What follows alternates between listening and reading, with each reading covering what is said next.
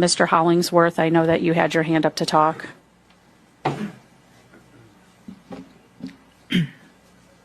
Hello, my name is Will Hollingsworth. I work at Reed Memorial Library, and thank you all for hearing me today. I'm not a cynic when it comes to technology. My love for it started when my uncle first sat me down at a beige Windows 95 computer and began teaching me HTML. I will never forget the first thing I Googled. It was an image search for pigs flying. I wanted to see if the internet could make the impossible real. This love of the digital shaped my career as I went on to become a programmer and a professional content creator. For the last decade and a half, I have been in service of learning burgeoning technology.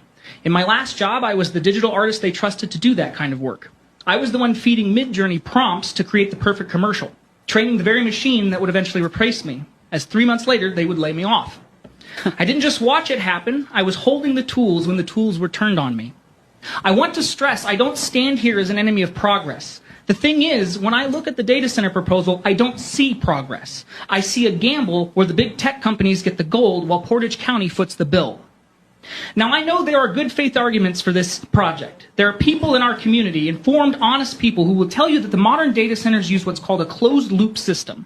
They say the water is filled once and recycled forever. In a laboratory, that might be true, but we aren't living in a laboratory. We're living in Ohio. I can tell you that as the chips get smaller and AI demands get larger, the heat these machines generate is outstripping the closed-loop theory. To keep the servers from melting, a data center has to bleed the lines to remove toxic sludge, aka forever chemicals, and bleeding water needs to be evaporated. It does not stay in the loop. It evaporates into the sky by millions of gallons. The very place that laid me off was an organic mattress company, and while working for them, I actually learned a lot about forever chemicals.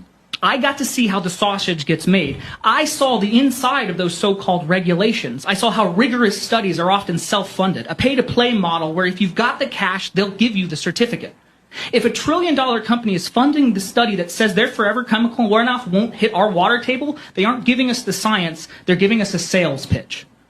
We're told that we have to accept this because we need big employers. We're told that if we don't say yes, we're driving away the future. But that's a false choice.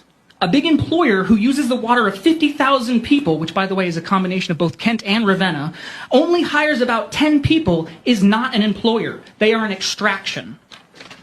We are being asked to fund a 21st century luxury with a 19th century resource heist. We are being asked to sacrifice the lifeblood of our city so a trillion-dollar company can save a fraction of a cent on its margins. We are being asked to drain our reservoirs so a chatbot can write a poem or so our sheriff can generate a picture of himself standing next to Bigfoot. Which, by the way, of course, he made himself look taller. They want us to trust a trillion-dollar industry that